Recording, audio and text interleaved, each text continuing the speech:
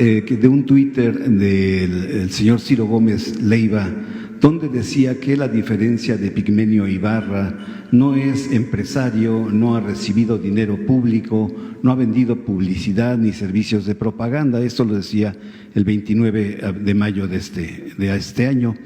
Pues, presidente, resulta que hay documentos del 2013 de la Dirección de Normatividad de Comunicación de la Presidencia, en donde su programa Fórmula de la Tarde recibió 1.707.000 pesos.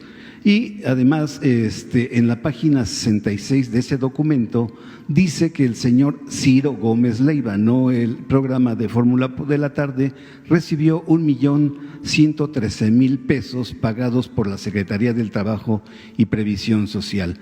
Este periodista, este defensor de García Luna, escribió el 15 de noviembre del 2012, palabras más, palabras menos: ayer debió haber sido uno de los días más tristes en la carrera de Genaro García Luna, pues de un plumazo Enrique Peña Nieto desaparece la Secretaría de Seguridad.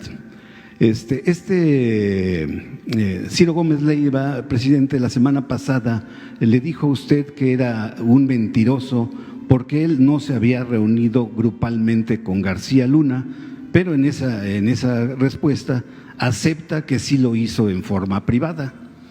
Estos voceros del régimen neoliberal, presidente, están rebasando la línea de libertad de expresión, como lo hace también el señor López, al que le dicen el teacher, quien acusa que a algunos compañeros de la primera fila, Jesús Ramírez, nos da las preguntas sembradas y que además se nos paga. Señor dice que nos pagan por las preguntas. Mi pregunta es, ¿la Secretaría de Gobernación, a través de radio y televisión, podría hacerles un exhorto a conducirse pues con respeto, con que no hagan mentiras falsas, y además mataron a un empresario, lo resucitaron, dijeron que se acababan las clases, no fue mentira, y continúan con ese discurso de odio, racismo y clasismo? Esa sería mi pregunta, señor presidente. Pues mire, tiene que haber esa crítica porque es consustancial a la democracia. Ya hemos hablado de esto. Y nosotros consideramos que además de ser indebido comprar conciencias, comprar lealtades, significa un oneroso gasto para la hacienda pública. Esto de la subvención a los periodistas viene de tiempo atrás, cuando menos desde el Porfiriato. Limantur subvencionaba a periodistas.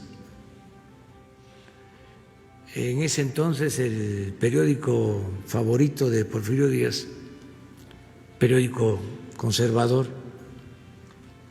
era El Imparcial, que se leía mucho.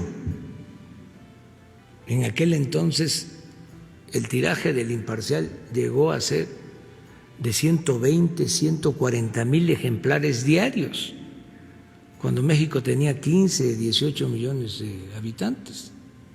Imagínense qué periódico en México hoy tiene un tiraje de 120, de 150.000 ejemplares. Entonces, desde esa época, pues, está lo de la subvención a los medios.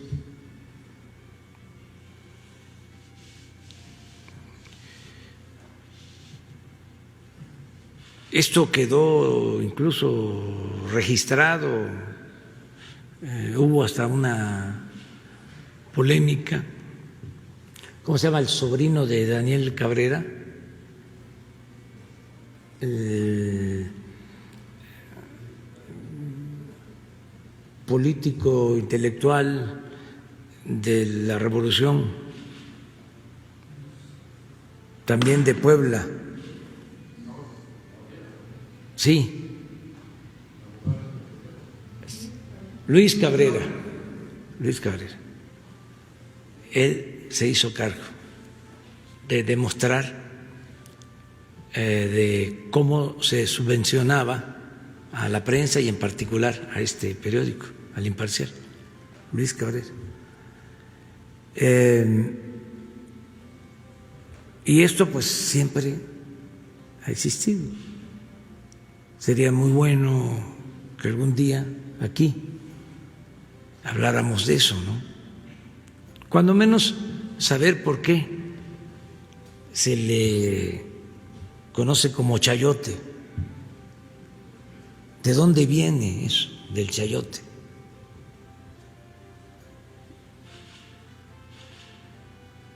Otros le llaman embute. En el Porfiriato los científicos hablaban de subvención, luego chayote, embute. Pues el sobre, hay una anécdota que me la platicó un periodista, de que cuando repartían el dinero, los sobres, en las campañas, estas oficiales, que se hacían, que iban en los camiones, ¿no? También camiones con periodistas. Cuando se subía el que repartía los sobres, pues iba entregando a cada uno de los que iba. Aclaro que en aquel entonces también habían excepciones de quienes no recibían el sobre. Muy pocos, pero no lo recibían. Pero sí había periodistas que no lo recibían. Y había uno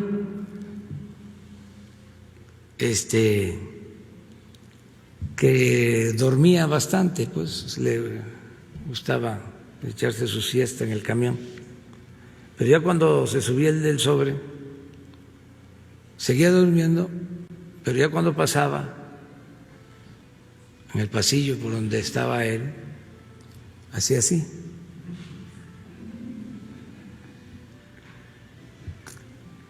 Con los ojos cerrados, y le ponían el sobre y así, faltan 100. De ahí viene lo del piquete de ojo, porque el que repartía sacaba del sobre lo que consideraba, pero este señor era tan experto, ¿no?, que sabía si estaba completo o no. Ya en el gobierno actual no hay chayote, ni hay sobre, porque también en los últimos tiempos se fue modernizando el chayo y ya era por servicios profesionales, por otro tipo de